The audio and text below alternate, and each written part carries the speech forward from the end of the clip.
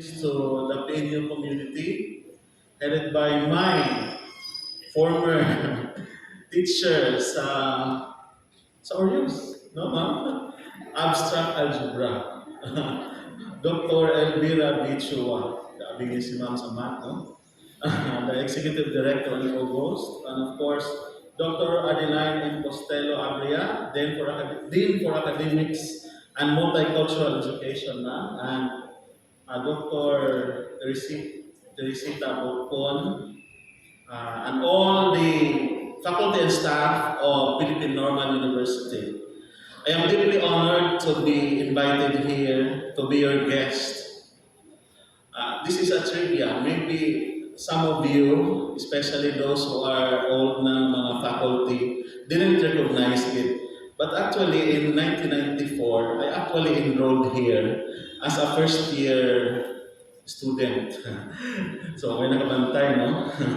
So, 1994, I enrolled here. But 1 week after, I was told by the chair that my grant for PESPA, Private Education Student Financial Assistance, was granted. So that's why I had to transfer to a private school. That's why I was enrolled to FSUU. But actually, this is my first choice. But I am still a PNU one because I graduated my MA in Education, major in Education Management here in this prestigious institution. And every year, I am very excited to see who are the top-notchers from this institution. And for this year, Mr. Alexander Ruben Capito is top 7. So when I read his name, yung ko nga, Capito, Capito po siya, no? So what a rhyme. He is destined to be on that place. So congratulations, Mr. Capito, for being top 7. And we are very proud of your achievement as Absurdo. We are very proud that you have that place in the licensure examination for professional teachers. And we will be delighted if you will join the Department of Education soon. But according to him, may iba pa siyang priority. But soon, I'm sure you will be tempted to join Department of Education. Salary grade 11 now is 27,000 with a new trans plus 2,000 pera. So, and you will climb up the ladder with the approval of Executive Order number 6 by former President Rodrigo Roa Duterte, the Teacher Progression Scheme, Teacher 1 to 7, MTs 1 to 5. So kahit nasa classroom, malaki ang sweldo ng iba. We are still waiting for the IRR of the said executive order. So if in case Mr. Capito will decide to join the ed, and to all of you, PNU ones who are listening, this will be the new guidelines starting this year. Kasi yung guidelines natin before, panahon pa ni Pupong, may 1979 pa na guidelines sa hiring. So, na-consolidate po yun. And this is the new guidelines for hiring teacher 1. Education is 10% only. Training is 10%. Experience, 10%. LLPT rating is 10%.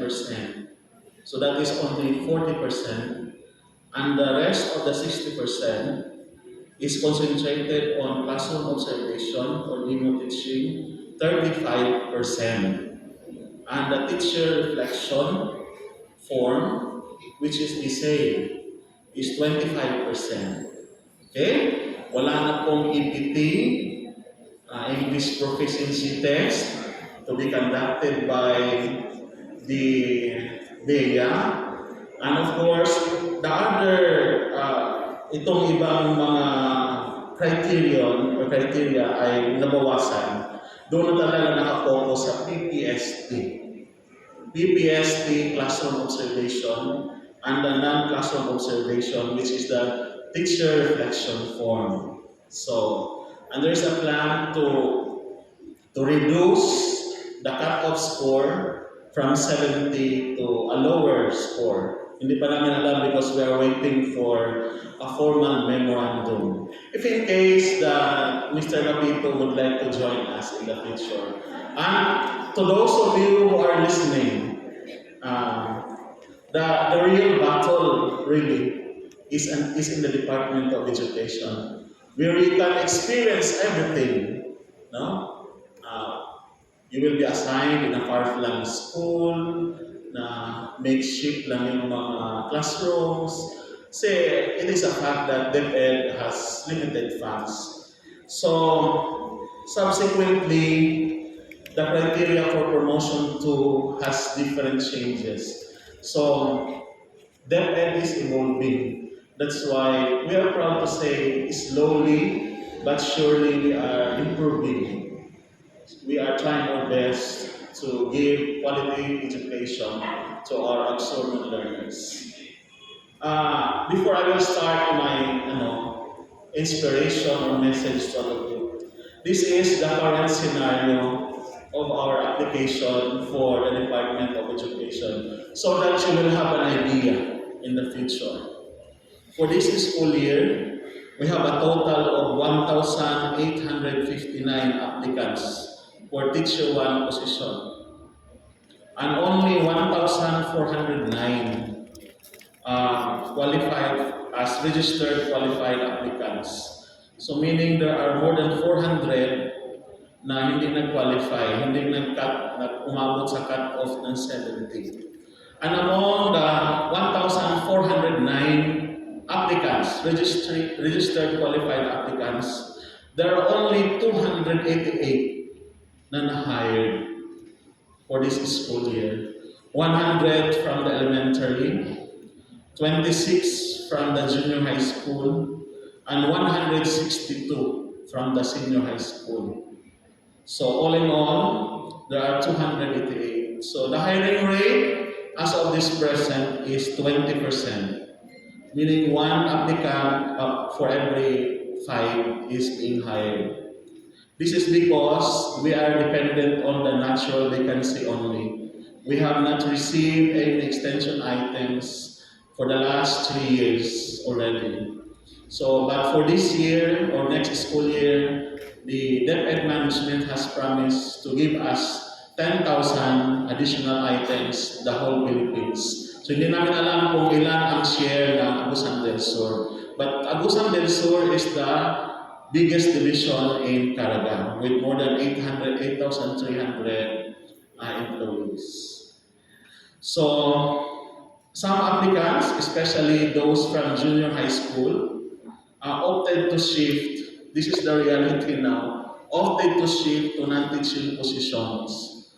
So, like Administrative Officer 2, whose salary grade is the same with Teacher 1, which is salary grade 11. But AO2 is an endpoint item because you cannot be promoted for AO3, AO4 kasi limited lang yung mga slots sa ibabaw.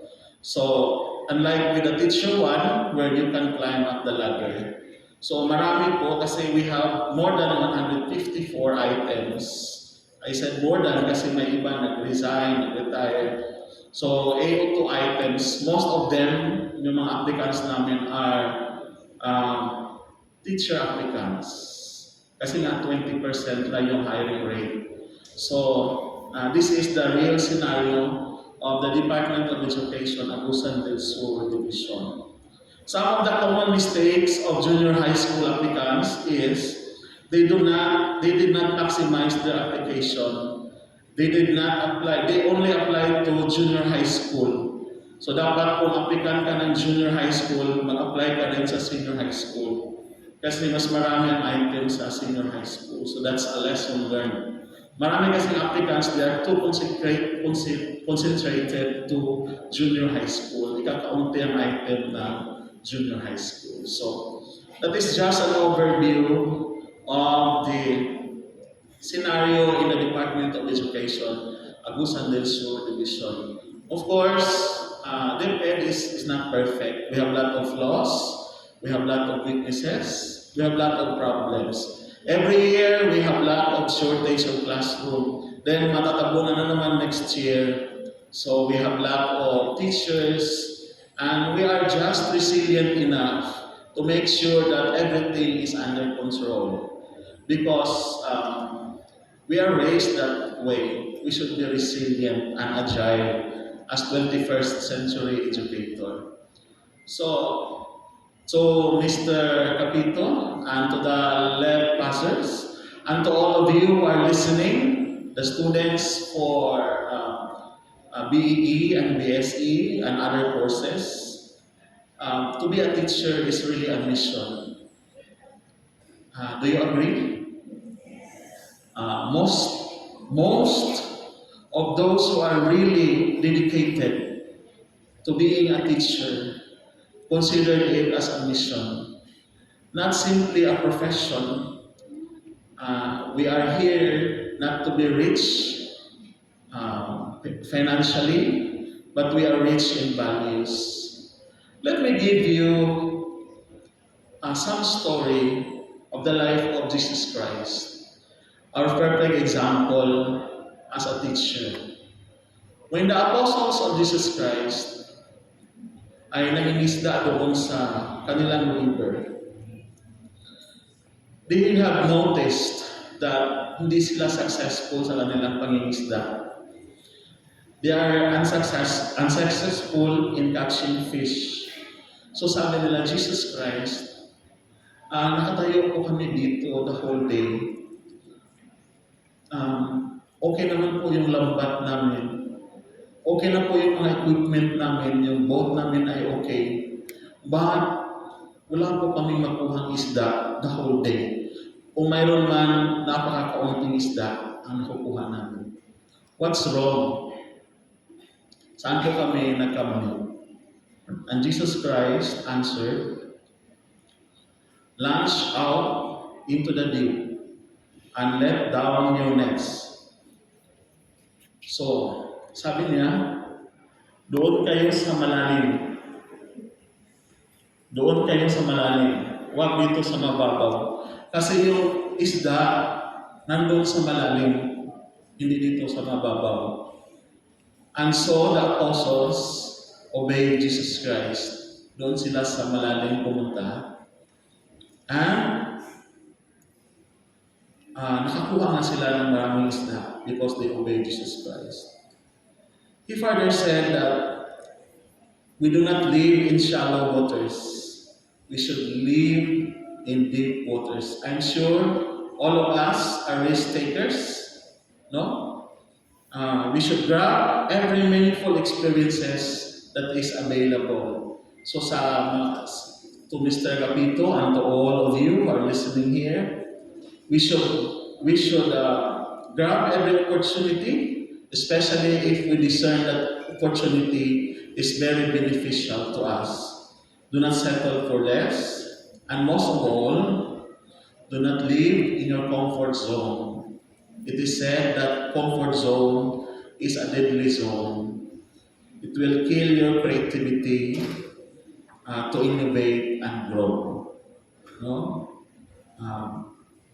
I challenge everyone, especially those still studying, and to Mr. Capito as well, do not settle in comfort zone. Yung comfort zone, paano natin malalaman kung nasa comfort zone tayo? Yun bang we do not like to accept challenges in life. Parang okay na, I am hayahay na, I will retire as hayahay. So, I will not accept responsibilities, I will not accept challenges, because I am okay with this. I am okay with these blessings given by God. So, I don't like problems, I don't like stress. So, stress and problems are really part of our life. So it will give us opportunity to grow. So do not live in your comfort zone. So to all of you, if you are given that opportunity or challenges in life, please accept it. Because sometimes opportunities disguise as a challenge. So for every challenges that we face and we successfully surmount, there is an opportunity behind. So let me tell you a story from me. No? I hope that I can inspire Mr. Capito and the rest of the students here. When I graduated last 1998, I waited for 3 years. So, kung mga ibang applicants sabi na, Sir, 3 years na kami nag-wait, wala pa rin item. Mayroon ng iba, 7 years na. Especially the junior high school. So, napakatagal na namin naghihintay pero wala pa rin item. So, I waited 3 years before I was given that opportunity to be given an item. And I was given a permanent item at Bayugan National Comprehensive High School. Nasa likod lang po ng bahay namin. Nasa likod lang po ng Bayugan Compre ang bahay namin, walking distance. No?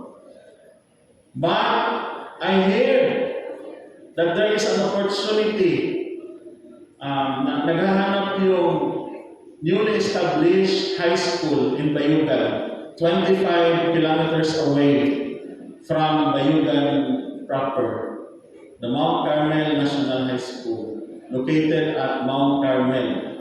Piso na lang plate, mabot na ka sa langit. Sakop na niya ang wilderness. Kasi nakabot dito. Wilderness. Ito, taas na kaayo niya. Ang klima dito is, wala kang nasa Baguio. But, ang dalan pwede pong isura. Grabe, no? Grabe ka lisod. For every time that we will travel, matumbag yung motor for, I think, an average of 5 times. So, abulog with me. So, there is an opportunity na nila sila o teacher at the same time TIC. Without a doubt, I volunteered. Naan ko sa concrete, tugkaran na sa among balay, ingon ako mga kaila, pagkabugo, may mga bata na ang uban na gikan sa bukid, halos pamamatyan para ma-transfer sa sentro. But here you are already at the central school, and you will volunteer to be at the Farmland school. What kind of mind is that? So according to my colleagues and friends, what happened to you? Are you out of your mind?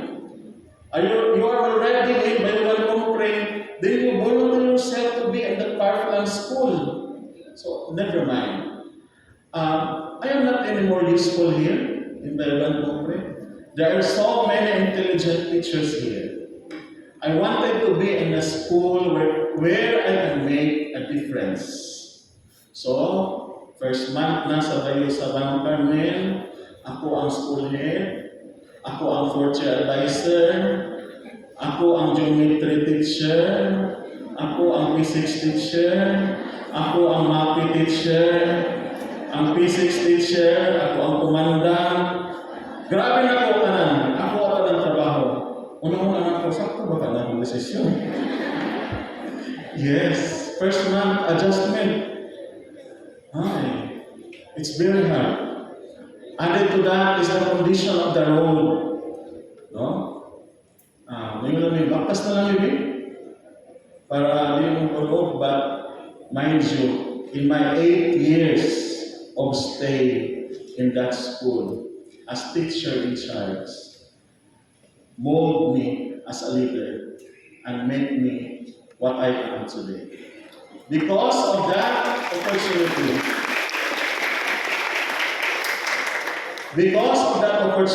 to be the teacher in charge, kanang teacher in charge, mura siya school in charge sa DepEd. Mura kag OIC, ikaw nag-lead sa school. You are functioning as a school administrator. At the same time, you are functioning as a teacher. That is the most difficult task in the Department of Education because you are functioning dual role. You are a teacher and you are an administrator. You have to balance your time. So, after 1 year, after 2 years, when the changes I made and implemented in that school was successful, and when I hear the compliments from the students and from the community, sir, maayo gid kani abot ka diri. So it really transformed our school. So it is a joy in my heart na nakadungog sa ilang istorya. No? After 4 years, there was a memorandum that those teacher in charge can take the principal's exam. So eventually, that challenge at the start became an opportunity for me in the future. And the rest was history.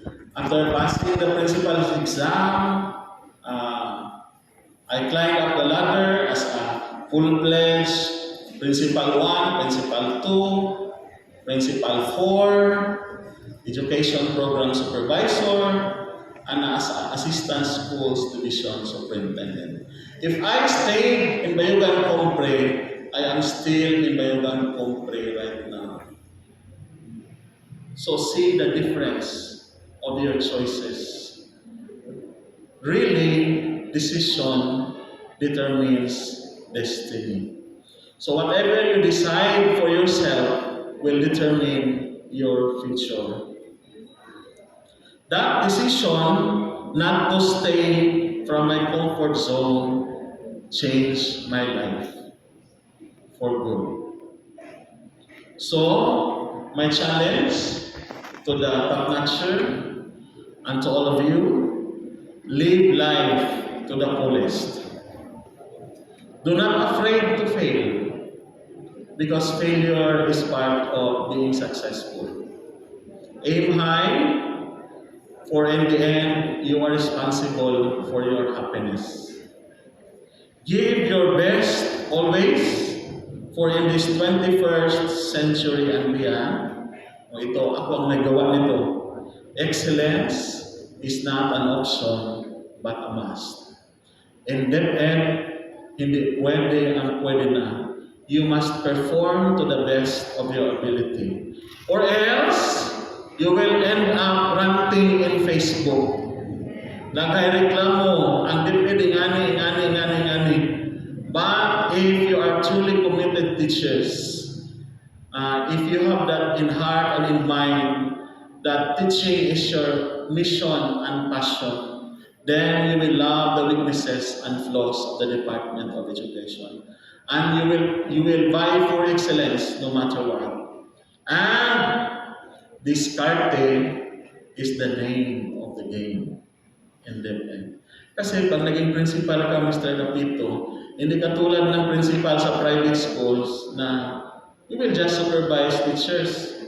In DepEd, pag naging principal ka, ikaw ang bahala sa ipapakain sa iyong mga bisita, ikaw ang bahala sa saan ka kukuha ng sources of funds sa mga activities mo sa school, mag-link ka sa iyong mga LGU, mag-link ka sa lahat ng mga stakeholders mo. So that's how DepEd works.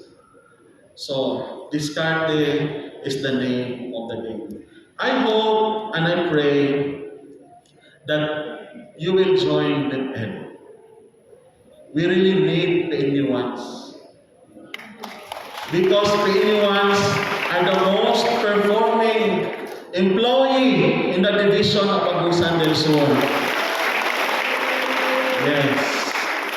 If you will count the existing or retired superintendents and assistants schools division superintendents, many of them are graduates from Philippine Normal University. And we have additional ESDS now na kaka-install lang sa batch 84 daw siya, ma'am. sa PNU, si Mrs. Dr. Marilu Laurencio. So, she is now assigned at SDO Siargao as OIC ASDS. So, truly, there is magic from PNU kasi nasusolve nyo, you are resilient enough to face the challenges as a teacher. So please join DepEd because DepEd now is in huge challenge after the learning loss that we experienced of the pandemic. The 2 years na nawalang face-to-face, we have trillions of losses and we are recovering now. We have the Learning Recovery and Continuity Program. So we really need good people in the field, yung mga may integrity, yung mga hindi corrupt, at may pagmamahal sa trabaho. So we need all of you, PNUans, especially the new lead passers, 100% of them to pass the licensure examination for professional teachers. Do not hesitate to join DepEd because this is the foundation of our nation, the Department of Education. It is this department who molds the next leaders of our country.